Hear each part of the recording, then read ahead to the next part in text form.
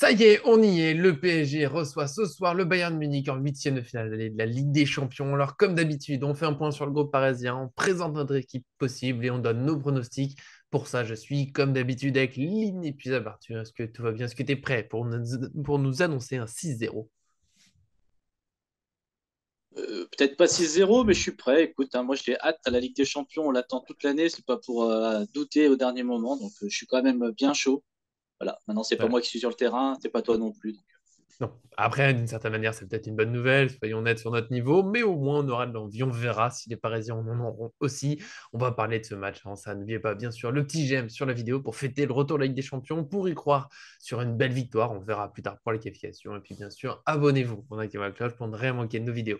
C'est parti pour ce PSG Bayern Munich avec d'abord le groupe parisien et on va dire la surprise, même si on l'a vu venir petit à petit depuis dimanche, mais Kylian Mbappé est de retour. Le PSG a-t-il fait volontairement un peu de mensonge ou est-ce que c'est vraiment une belle surprise qu'il soit là? Ça, on ne sait pas. En tout cas, il est dans le groupe, ça y est, il s'est entraîné un peu dimanche, il s'est entraîné entièrement lundi. Est-ce qu'il pourrait être titulaire? Ça sera peut-être l'un des sujets après dans l'équipe d'Arthur. Au moment d'enregistrer, Galtier n'a pas encore parlé en conférence de presse pour dire s'il le sera ou pas. Donc on verra tout ça. Chacun son avis, on va en parler. Mais en tout cas, il est présent, il devrait au moins pouvoir jouer un petit peu. Il y a aussi Messi et Verratti qui sont de retour. C'est pas rien. Mine de rien, ils ont été très peu absents. Donc il devrait pouvoir être titulaire, sauf si Arthur les a sortis. Dans ce cas, on verra pourquoi il est devenu fou. Et côté absent, finalement, on n'a que Renato Sanchez et Mukiele. Pas de surprise. Ça ne change pas que c'est dommage, mais on n'est pas surpris de ce côté-là. Et avec tout ça, je laisse Arthur faire son équipe.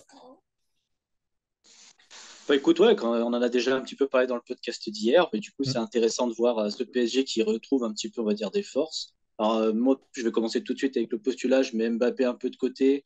Je suis encore dans le flou un petit peu sur son état, tu l'as dit, hein, on ne sait pas si c'est un peu d'intox, si c'est un retour anticipé, si c'est un miracle ou s'ils ont menti délibérément. En tout cas, s'il est à 100%, évidemment, vous pouvez le rajouter à l'équipe que je vais faire, il n'y a pas de souci. Et du coup, ça changera aussi un peu les plans du PSG, soyons honnêtes. Soyons honnêtes. Et par contre, mon équipe doit être donc sans Mbappé. Et bah oui, en même temps, c'est le match de ce soir, hein, donc c'est normal que je sois Elle est content. en forme. Et, donc, du coup, Donnarumma dans la cage. Il n'y a pas trop de débat sur ce sujet. Il est là. Après, du coup, je partirais sur une défense à 3, mais une défense à 3 avec Ramos, Marquinhos et Kimpembe. Marquinhos à droite, Kimpembe à gauche et Ramos dans l'axe. Parce que bah, du coup, Ramos restera moins exposé que s'il était sur un des côtés. Kimpembe, il est peut-être pas prêt à 100%, mais dans une défense à 3, il peut apporter, on va dire, un petit peu de leadership, en tout cas de la force physique derrière. Mhm. Et Marquinhos, parce que bah voilà, Marquinhos, il reste capitaine, même si je suis un peu fâché contre lui ces derniers jours. Mais après, voilà, il reste quand même un bon joueur qui doit de se faire pardonner. Je mettrai Danilo en numéro 6, évidemment, pour, vous l'aurez compris, qu'il puisse descendre dans cette défense centrale à 4 défenseurs centraux que j'aurais imaginé en phase, on va dire, en phase défensive, et puis même en phase. On risque d'avoir pas mal de phases défensives, Mhm. mais en tout cas, voilà, j'imagine qu'on puisse avoir ces 4 défenseurs centraux pour sécuriser, on va dire, les 4 offensifs munichois. Avec Verratti associé à Zahir Emery au milieu de terrain. Donc, pourquoi Zahir Emery? Parce que je l'ai déjà dit hier, je trouve que c'est le plus fiable des milieux. Avec Verratti, Mhm. je pense que ça peut faire une bonne paire. Et puis, Zahir Emery, c'est un milieu qui se projette. Donc, du coup, je trouve ça intéressant. Et en tout cas, bah, il a porté un petit peu, il a un petit peu porté le milieu de terrain contre Monaco. Donc, je pense qu'il faut respecter la concurrence. Et dans la concurrence, je pense que c'est lui qui a le plus sa place. Avec Verratti, bien évidemment, parce que sans Verratti, c'est pas le même Oui, PSG. oui. Et c'est là où je passe du coup sur mes 4 joueurs offensifs, puisque j'ai sécurisé la défense avec potentiellement voilà, Danilo qui descend, Danilo qui monte, Marquinhos, qui vous voulez, en tout cas une grosse défense avec 4 défenseurs centraux, un peu moins de monde sur les côtés, certes, mais c'est comme ça, c'est parce que je les ai mis plus haut, parce qu'il faut apporter aussi de l'équilibre offensif, et l'équilibre offensif sans Mbappé, il passe par la profondeur et la vitesse et la profondeur, je la trouve chez Nuno Mendes à gauche et chez Hakimi à droite, donc je les veux très haut, je les veux prendre le dos de la défense Mhm.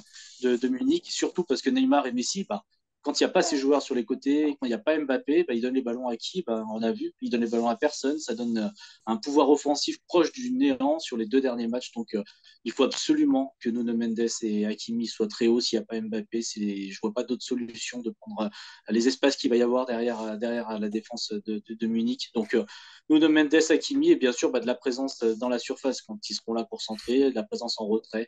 On compte sur Zahir Emery, mais on compte aussi sur Danilo pour suivre les actions Et si le pas cœur lui Verratti. en dit. Et pourquoi pas Verratti, bien évidemment. Mais bon, là, on sait qu'on rêve un peu sur Verratti décisif, sur un but, une passe décisive, pourquoi pas. Ça serait un petit miracle et ça ferait du bien.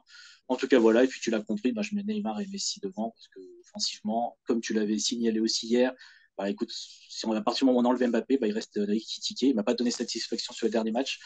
Et bon, d'ailleurs, Messi, Neymar, pas forcément beaucoup plus, mais sur un gros match, je me dis avec l'expérience, Messi, Neymar, mais épaulé par les latéraux, sinon ça servira à rien, autant pas y aller.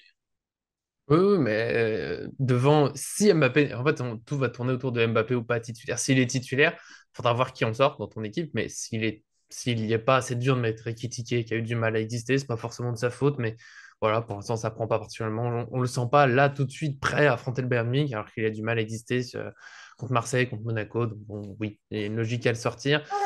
Kimpembe, j'ai un doute, tu l'as évoqué, hein, toi, directement, et Elisabeth est d'accord avec moi. Elle a un doute aussi, c'est qu'il revient de blessure. Il a joué un petit peu contre Monaco, mais est-ce qu'il est vraiment prêt pour l'intensité tout de suite? Après, lui, ça fait vraiment longtemps qu'il est blessé. Ça fait le mois octobre, novembre, à peu près, en gros, qu'il n'a pas joué.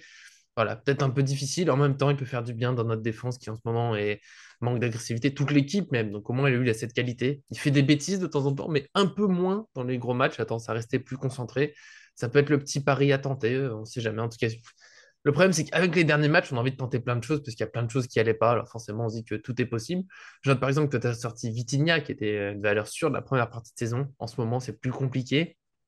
Moi, je garde les petits doutes autour de Danilo, que j'ai trouvé, moi, m'a beaucoup déçu en fait sur les derniers matchs. J'ai trouvé un peu, voilà, pas, enfin, on va dire pas assez combatif, mobile, disponible pour ses partenaires. Mais comme tout le reste de l'équipe, mais voilà, j'ai moins de certitude sur lui qu'avant, et encore plus au milieu de terrain. C'est là, c'est mon plus gros doute sur ton équipe. J'ai compris que c'est pour avoir un milieu un peu défenseur, mais j'aimerais bien quand même que Vitinha soit là. Je le trouve toujours très actif, peut-être un peu perdu sans Verratti, mais si Verratti est de retour, peut-être que ça peut lui faire du bien. Et j'ai peur toujours à les relances, Danilo, le Bayern de Munich, de trois bêtises, voilà. Avec Kimpembe, là aussi, de trois bêtises. C'est mes doutes voilà, sur ton équipe qui sinon se défend. Zaïre Emery titulaire, là je suis à fond parce que pour les raisons que tu as dit, mais dans son style de jeu, et puis tout simplement parce que dernièrement, il était meilleur que Fabien Ruiz, Soler, Vitinha, Daniel. Enfin voilà, pour moi, c'est le meilleur milieu des derniers matchs, donc il doit jouer, logiquement, et avec Verratti, parce que Verratti, c'est l'autre meilleur milieu. Voilà, plutôt une belle équipe. J'essaie d'imaginer, pardon, Elisabeth est en pleine forme, mais c'est la Ligue des Champions, ça motive. À Mbappé titulaire, tu vois, qui est-ce que tu sors? Qu'est-ce qu'on adapte? Est-ce qu'on enlève bah, du coup Danilo et on part avec juste Verratti à Emery récupération? Est-ce qu'on enlève aussi Kimpembe du coup pour rajouter un autre milieu, une défense à 4, peut-être un Vitinha, Zaïre Verratti? Non, mais écoute, oui, tu l'as dit, si Mbappé est là, j'ai plus cette volonté farouche de mettre quatre défenseurs centraux, entre guillemets, Mhm. pour sécuriser la défense, pour permettre justement aux deux latéraux, que je n'appellerai plus des latéraux, du coup, si je les mettrais haut, Les alliés, pour moi, hein, c'est oui. beaucoup plus milieu ou ailier, pratiquement. Donc, donc s'il y a Mbappé, évidemment, je sors un défenseur central, je pense. Kimpembe, Soit la Danilo? défense à 3 comme en Ah. je sors Danilo et je sors Kimpembe, je mets Danilo en défense avec Ramos et Mhm. Marquinhos, si on part sur une défense à 3 et un milieu à 2, Zahir Emery, Verratti ou Verratti Vitinha, parce qu'on sait que ça avait bien marché quand ils étaient en binôme. Après, si c'est pour jouer en 4-3-3, bah, du coup, je pense après, ça va être toujours, ça va bien évidemment dépendre de Christophe Galtier. Mais il y a toujours la solution Danilo Marquinhos, voilà, Marquinhos Ramos avec Verratti en numéro 6 et Ruiz et Zahir Emery ou Vitinha et Zahir Emery ou Mhm. Vitinha et Ruiz, peu importe, mais avec Verratti en 6 pour sortir les ballons, d'avoir un numéro 6 Verratti. Je pense qu'à partir du moment où Mbappé serait là, il y aurait beaucoup plus de possibilités pour Galtier d'envisager son 11 de départ en 4-3-3, en 3-4-3, en 3-5-2. Enfin, peu importe comment il veut faire. Il pourrait mettre Neymar au milieu aussi pour sécuriser un peu l'entrejeu et puis mettre juste Messi et Mbappé qui gravitent un peu devant. Je pense qu'il y a plus de possibilités. Bien évidemment, c'est Kimpembe que je sors s'il y a Mbappé. Parce que du coup, après, voilà, Kimpembe, c'était vraiment mon pari dans l'équipe de base. C'était sécuriser cette défense, mettre miser en gros sur l'impact derrière, vraiment Mhm. sécuriser à fond défense pour que les latéraux soient pas obligés de trop redescendre et qu'il y ait vraiment cette force derrière. Mais si Mbappé est là, je pense qu'on redevient un petit peu le PSG d'il y a quelques semaines, c'est-à-dire pas forcément brillant, mais qui va élargir, c'est-à-dire Bayern Munich avec Mbappé, ils vont savoir que voilà, s'ils défendent au milieu de terrain, Neymar, Verratti, Messi, ils envoient Mbappé en 3 secondes sur orbite. Et puis là, c'est plus la même histoire, c'est plus la même chanson. Mm. Donc évidemment que ça change tout. Mais s'il n'y a pas Mbappé, pour moi, c'est Nuno Mendes et Hakimi qui doivent faire ce rôle-là, chacun de leur côté. Parce que les autres peuvent pas le faire, enfin, globalement, hein. Et il y avait des débuts de ça contre Marseille, hein, au début du match, enfin, un moment par moment, quand on n'était pas encore ridicule, ça a été abandonné. C'est dommage. On l'a revu aussi dans un match il n'y a pas longtemps. On avait joué à 10, d'un seul coup, tu avais utilisé Hakimi, donc c'est clair que c'est des solutions. Après, nous, je pense qu'on peut pas faire beaucoup plus sans savoir si Mbappé sera titulaire. Je le redis, Galtier n'a pas encore parlé en conférence de presse. Je serais un peu surpris qu'il le dise en conférence de presse, c'est pour ça qu'on l'a pas entendu. Je pense qu'il va maintenir le suspense parce que sinon on doute autant. Je pense que le Bayern Munich aussi doit un peu équilibrer ses plans. Est-ce qu'il est là, pas là? Voilà. Ça fait partie du jeu de ne pas le dire tout de suite. Parce que ça se trouve, le PSG savait déjà qui serait disponible. Et Elisabeth est en pleine forme. Il est temps que ce match lance. En tout cas, nous, on a fait le tour, beaucoup d'options avec presque tout le monde, mais quelques petites incertitudes. Donc voilà, nous, on a essayé de faire ce qu'on peut. Dites-nous bien sûr dans les commentaires si ça vous plaît, l'option d'Arthur, un peu la défense à 4 à 4 ailiers. Enfin voilà, une formation un peu particulière, le petit risque Kimpembe, mais pourquoi pas, pour avoir de la profondeur, parce que sinon on peut en manquer, ou alors, est-ce que vous voyez Mbappé titulaire ou pas? Voilà. Nous, on est ouvert à tous, ça nous fera plaisir d'en discuter avec vous. Et on passe tout de suite au pronostic. L'exercice va être très difficile. On a essayé hier de monter dans l'optimisme, de faire cette vidéo pour y croire voilà, un peu dans une vague de négativité autour du PSG. Nous, on veut y croire. Je vais continuer dans cette voie parce qu'on ne sait jamais. Parce que le PSG est le Parc des Princes. Parce que le PSG n'est jamais logique.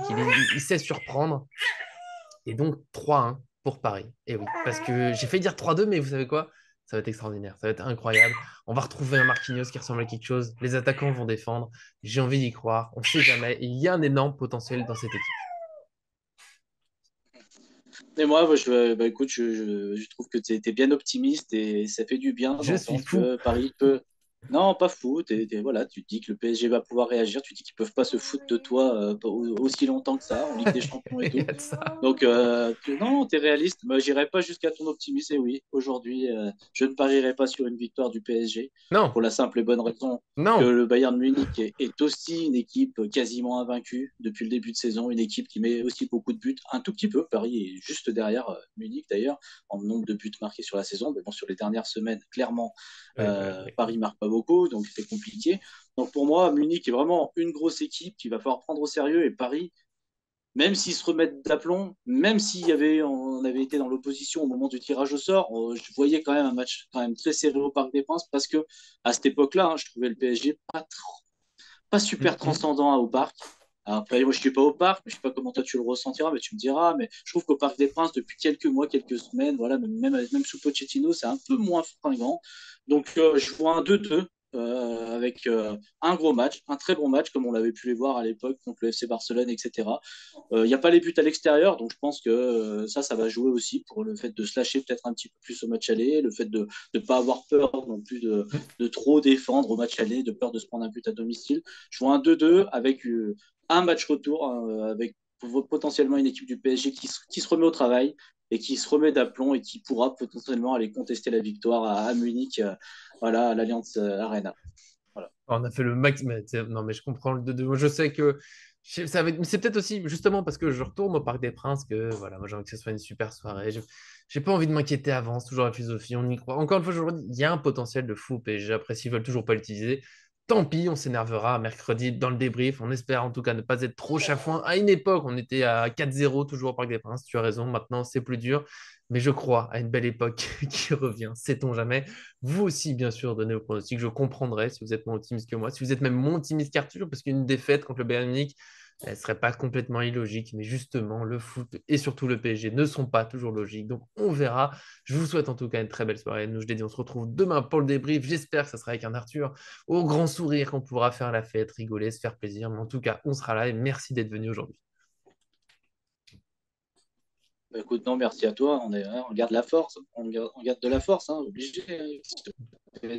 Là, Bah, et puis, de toute façon, c'est comme ça. Si on n'y croit pas, on regarde pas les matchs. Et donc, finalement, c'est qu'on y croit, on est là. Moi, je vais tout donner au Parc des Princes. J'espère qu'il y sera de la voix pour mercredi. Ça sera plus simple avec de l'enthousiasme. En tout cas, merci à tous et à très bientôt sur cette chaîne.